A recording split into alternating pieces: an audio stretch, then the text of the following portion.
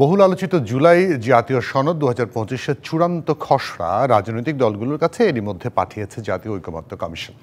10 বছরের বেশি প্রধানমন্ত্রী পদে না থাকা, 2 কক্ষ বিশিষ্ট সংসদ, রাষ্ট্রের মূলনীতি পরিবর্তন সহ গুরুত্বপূর্ণ বিষয় উঠে এসেছে সনদের খসড়ায়। দলগুলোর সম্মতিতেই একমত হওয়া গেছে বলে জানিয়েছে কমিশন। তবে যেসব বিষয়ে আপত্তি বা নোট অফ ডিসেন্ট এসেছে তারও উল্লেখ আছে জুলাই সনদের খসড়ায়। রাজনৈতিক দলগুলোর সঙ্গে দীর্ঘ আলোচনা বৈঠকের পরে সংস্কার ইস্যুতে জুলাই সনদের চূড়ান্ত খসড়া দিল জাতীয় ঐকমত্য কমিশন, যা এরই মধ্যে রাজনৈতিক দলগুলোর কাছে পাঠানো হয়েছে। সংস্কার ইস্যুতে চূড়ান্ত খসড়ায় রয়েছে ঐকমত্য হওয়া 84টি বিষয় এবং বাস্তবায়নের 8টি অঙ্গীকারনামা। খসড়ায় উল্লেখিত বিষয়ের বেশিরভাগ ঐকমত্যে পৌঁছালেও কিছু বিষয়ে আপত্তি বা নোট অফ ডিসেন্ট দিয়েছে কিছু রাজনৈতিক দল। রাষ্ট্রভাষা বাংলা, জাতি হিসেবে বাঙালি এবং নাগরিকগণ বাংলাদেশি, সংবিধান সংশোধনের জন্য উভয় কক্ষের 2/3 সংখ্যাগরিষ্ঠ সদস্যের সমর্থন প্রয়োজন হবে মর্মে প্রায় সব দল একমত। জরুরি অবস্থা ঘোষণায় জীবন ও মৌলিক অধিকার খর্ব না হয় এমন বিধান রেখে এতে প্রধানমন্ত্রীর প্রতিস্বাক্ষরের পরিবর্তে মন্ত্রিসভার অনুমোদন এবং ওই সভায় বিরোধী দলীয় নেতা অথবা উপনেতার উপস্থিতি সাপেক্ষে সিদ্ধান্ত হবে, এমন বিষয়েও একমত দলগুলো। সংবিধানে রাষ্ট্র পরিচালনার মূলনীতি অংশে সাম্য, মানবিক মর্যাদা ও সামাজিক সুবিচার, গণতন্ত্র এবং ধর্মীয় স্বাধীনতা ও সম্প্রীতি উল্লেখ করা হয়েছে। এতে অন্যান্য দল সমর্থন দিলেও নোট অফ ডিসেন্ট বা আপত্তি জানিয়েছে সিপিবি, বাসদ সহ 5টি দল। আইনসভার উভয় কক্ষের সদস্যদের গোপন ভোটে সংখ্যাগরিষ্ঠতার ভিত্তিতে রাষ্ট্রপতি নির্বাচনে একমত হলেও রাষ্ট্রপতি, বাংলাদেশ ব্যাংক গভর্নর ও এনার্জি রেগুলেটরি কমিশনের চেয়ারম্যান নিয়োগের এখতিয়ার প্রশ্নে নোট অফ ডিসেন্ট দিয়েছে বিএনপি, এলডিপি সহ কয়েকটি দল। একজন ব্যক্তি সর্বোচ্চ 10 বছর প্রধানমন্ত্রী থাকাও একই সঙ্গে দলীয় প্রধান না থাকার বিষয়ে বেশিরভাগ দল একমত হলেও প্রধানমন্ত্রী একই সঙ্গে দলীয় প্রধান থাকতে পারবেন না, এমন প্রস্তাবে আপত্তি বিএনপি সহ সমমনা দলগুলোর। তত্ত্বাবধায়ক সরকার ব্যবস্থায় ফিরে যেতে সর্বসম্মতি রয়েছে খসড়ায়, তবে বাছাই কমিটির মাধ্যমে তত্ত্বাবধায়ক সরকার গঠনের বিপক্ষে বিএনপি সহ কয়েকটি ইসলামী দল। তত্ত্বাবধায়ক সরকার গঠন প্রক্রিয়া সংসদের হাতে ন্যস্ত করার পক্ষে বিএনপি। দ্বিকক্ষ বিশিষ্ট আইনসভার নিম্নকক্ষের সংখ্যানুপাতিক প্রতিনিধিত্ব বা পিআর পদ্ধতিতে উচ্চকক্ষের সদস্য নির্বাচিত হওয়ার প্রস্তাব এবং উচ্চকক্ষে 10% নারী প্রার্থী রাখার প্রস্তাবে আপত্তি বিএনপি সহ কয়েকটি দলের। পর্যায়ক্রমে প্রত্যেক সাধারণ নির্বাচনে ন্যূনতম 5% বর্ধিত হারে সংসদে নারী প্রার্থী মনোনয়ন অব্যাহত রাখার প্রস্তাবে আপত্তি জানিয়েছে আমজনতার দল, সিপিবি, বাসদ। নির্বাচন কমিশনের নিয়োগ কমিটি গঠন ও সংবিধানে অন্তর্ভুক্তকরণে বিএনপি, জামায়াত, এনসিপি সহ প্রায় সব দল একমত। তবে ন্যায়পাল, সরকারি কর্ম কমিশন, মহা হিসাব নিরীক্ষক, দুর্নীতি দমন কমিশনে নিয়োগের ক্ষেত্রে বাছাই কমিটি গঠনের প্রস্তাবে দ্বিমত বিএনপি সহ কয়েকটি দলের। গত 3রা জুন থেকে অগ্রাধিকার ও গুরুত্বপূর্ণ বিবেচনায় 20টি বিষয় নিয়ে রাজনৈতিক দলগুলোর সাথে দ্বিতীয় দফায় আলোচনায় বসে জাতীয় ঐকমত্য কমিশন। এরপরই সর্বসম্মতভাবে জুলাই জাতীয় সনদ 2025-এর চূড়ান্ত খসড়া প্রকাশ করে কমিশন। Anwar Hossain, DBC news, Dhaka. বার্তাকক্ষ থেকে যুক্ত হচ্ছেন সহকর্মী আনোয়ার হোসেন। আনোয়ার হোসেন, মোটামুটি জুলাই সনদের যে খসড়া সেটি পত্রপত্রিকা, টেলিভিশনের মাধ্যমে সবাই মোটামুটি জানে, কিন্তু আজকে একটা জায়গায় পড়লাম সালাউদ্দিন আহমেদ বলেছেন যে এই খসড়ার মধ্যে অসামঞ্জস্যতা পেয়েছেন তারা, এবং তারা খুব শিগগিরই সম্ভবত তাদের মতামতটাও দেবেন। অসামঞ্জস্যতা আপনি তো অনেকদিন ধরে কভার করছেন, কিছু কি চোখে পড়েছে আপনার কাছে?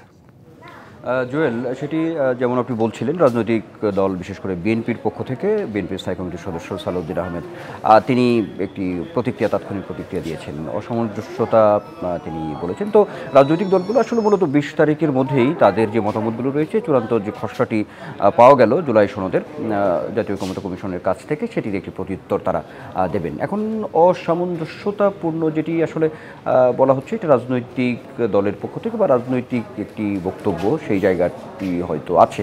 কিন্তু আপনি যেটি জিজ্ঞেস করেছেন, যে আসলে আমিও দীর্ঘ সময় দেখেছি যে এই যে দীর্ঘ যে বৈঠক, ম্যারাথন বৈঠকগুলো হয়েছে এই পর্যায়ে আসতে, তো সেই জায়গা থেকে যদি বলি যে একটি কথা কিন্তু বলে রাখা ভালো, সেটি হচ্ছে যে এই যে দীর্ঘদিন আলোচনার পরে যে জুলাই সনদে যে চূড়ান্ত খসড়াটি আসলো, তাতে করে এখানে কিন্তু বেশিরভাগ যে ইস্যুগুলো রয়েছে, বেশিরভাগ ইস্যুতেই কিন্তু মানে রাজনৈতিক দলগুলো ঐকমত্যে পৌঁছেছে। এখন সেইখানে কিছু বিষয় আছে যেখানে নোট অফ ডিসেন্ট বা আপত্তির জায়গাগুলো আছে, এটা দলের পক্ষ থেকে কিছু দলের পক্ষ থেকে আছে। তো মোটা দাগে বলতে গেলে আসলে জুলাই সনদ নিয়ে সংস্কার ইস্যুটি গুরুত্বপূর্ণ বিষয়গুলো নিয়ে যে সর্বোপরি আলোচনার একটি ফলাফল চূড়ান্ত খসড়া এবং ভবিষ্যতে নিশ্চয়ই এটি একটি জায়গায় দাঁড়াবে। তো সেই জায়গায় খুব বেশি ওইভাবে যদি বলা যায় যে অসামঞ্জস্যতা আসলে এটা রাজনৈতিক দলগুলোর পক্ষ থেকে হয়তো কিছু দিক থাকতে পারে, সেটি হচ্ছে ভিন্ন বিষয়। সেটি আসলে মানে পেশ করার পরে আমরা বুঝতে পারবো কি ধরনের অসামঞ্জস্য তারা পেয়েছেন। কিন্তু আপনার কাছ থেকে একটা জিনিস জানতে চাওয়া, একটা জিনিস হচ্ছে নোট অফ ডিসেন্ট, এগুলো জুলাই সনদে উল্লেখ থাকা একটি উল্লেখযোগ্য ঘটনা বলছেন কোনো বিশেষজ্ঞ। আমি আমার আপত্তি জানিয়েছি, সেটি উল্লেখ থাকাটা খুব বেশি কি উল্লেখযোগ্য কিছু। এটা নিয়ে আমি যদি আপনাকে বলি যে ঐকমত্য কমিশন থেকেও, বিশেষ করে ঐকমত্য কমিশনের যে সদস্য যারা আছেন তাদের পক্ষ থেকেও কিন্তু বিভিন্ন সময় এই বিষয়গুলো নিয়ে কথা হয়েছে। যদি আমি আপনাকে একটু সুনির্দিষ্টভাবেই বলি, যেমন ট্রান্সপারেন্সি ইন্টারন্যাশনাল বাংলাদেশ টিআইবির যে নির্বাহী পরিচালক তিনি কিন্তু ডক্টর ইফতেখারুজ্জামান, তিনি ঐকমত্য কমিশনের একজন সদস্য। তো আমরা এটাও দেখেছি টিআইবির পক্ষ থেকে সংবাদ সম্মেলন করেও বলা হয়েছে যে এই যে নোট অফ ডিসেন্ট বা আপত্তিগুলো রাজনৈতিক দলগুলোর পক্ষ থেকে আসলে দেওয়া হয়েছে, সেটি যদি আসলে বহাল থাকে, তাতে করে যে এই যে জুলাই সনদের যে স্বপ্নটি বা রাষ্ট্র সংস্কার প্রশ্নে যে বিষয়গুলো সামনে এসেছে যে 5 আগস্ট পরবর্তী সময়ে, সেটি আসলে কতটা কার্যকর হবে, এই প্রশ্ন কিন্তু আসলে তোলা হয়েছে। তারা আসলে বলার চেষ্টা করেছেন যে যে সমস্ত দলগুলো নোট অফ ডিসেন্ট দিয়েছে তারা যদি রাষ্ট্র ক্ষমতায় যায়, তাতে করে তখন কি আসলে এটা কতটা বাস্তবায়ন হবে কি না, এমন একটা প্রশ্ন কিন্তু আসলে রয়েছে। তো সেই জায়গা থেকে এই বিষয়গুলো নিশ্চয়ই সামনের দিনে আরও আলোচনার জায়গা তৈরি করবে। আমি আপনাকে একটু তথ্য দিতে চাই, নিশ্চয়ই আপনি জানেন সেটি, যে জাতীয় ঐকমত্য কমিশন এরই মধ্যে যে কথাগুলো বলেছে যে তারা এই যে খসড়াটি তারা দিয়েছে জুলাই সনদের, সেটি আসলে বাস্তবায়নের জন্য বিশেষজ্ঞ যে প্যানেল, বিশেষজ্ঞদের নিয়ে এরই মধ্যে ঐকমত্য কমিশন কিন্তু কয়েকটি বৈঠক করেছে। এবং যে তথ্যটুকু আমাদের কাছে আছে, আগামী 25 আগস্টের পরে এই জাতীয় ঐকমত্য কমিশন রাজনৈতিক দলগুলোর সঙ্গে আবার বৈঠকে বসবে। বৈঠকে বসে এই যে বিশেষজ্ঞ প্যানেলের যে মতামতগুলো রয়েছে কীভাবে আসলে বাস্তবায়ন করা যায়, যেটি নিয়ে বড় প্রশ্ন, যে নির্বাচনের আগে বা এই অন্তর্বর্তী সরকারের সময় জুলাই সনদ বাস্তবায়নের যে প্রশ্নটি রয়েছে সেটি করা যায় কিনা, সেই বিশেষজ্ঞ মহল বা প্যানেলের যে প্রস্তাবিত যে দিকগুলো রয়েছে সেই দিকগুলো রাজনৈতিক দলগুলোর সামনে তুলে ধরবে জাতীয় ঐকমত্য কমিশন, এমন একটি তথ্য আছে। তো এগুলো নিয়ে কথা আছে। এখন অন্যান্য রাজনৈতিক দলগুলো আমরা এর আগেও দেখেছি মত ভিন্নতা রয়েছে, যে তারা গুরুত্ব দেওয়ার চেষ্টা করেছেন যে জুলাই সনদটি বাস্তবায়ন হতে হবে আইনি ভিত্তি দিয়ে।